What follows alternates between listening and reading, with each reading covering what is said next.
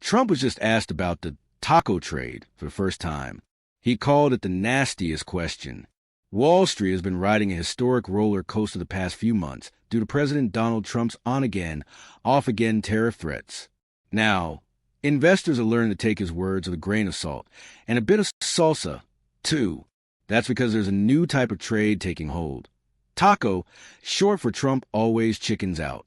In other words, don't fret too much about Trump's latest tariff threat and go on a selling spree, because eventually he'll back down and a relief rally will ensue. Trump said he first learned of the term, coined by Financial Times commentator Robert Armstrong, on Wednesday when a reporter sought his reaction to it. I chicken out? Oh, I've never heard that. You mean because I reduced China from 145% that I set down to 100 and then to another number? Trump said Wednesday, referring to tariff rates he imposed on imported Chinese goods. The rate is now 30%, after Trump raised as high as 145% last month, much to investors' dismay, only to reduce it a few weeks later. Last week, Trump threatened to impose 50% tariffs on goods from the European Union come June 1st. Stocks turned lower after his threat, which he doubled down on later in the day, claiming there was no room to negotiate.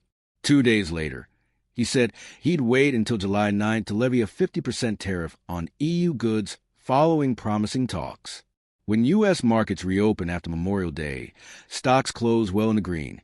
You call that chickening out?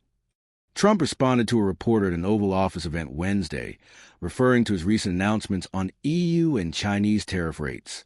It's called negotiation, Trump added, saying that part of his tactic can include setting a ridiculous high number for tariff rates and going down if he gets other nations to give in to his demands.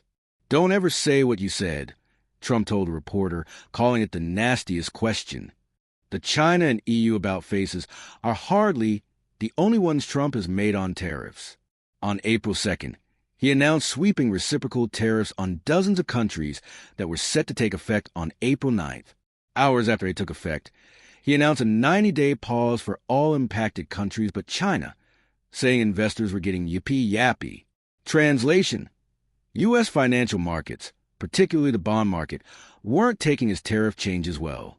Indeed, before he announced the pause, markets had slumped and the S&P 500 had been on the precipice of bear market territory, while bond yields spiked as investors sold off U.S. debt.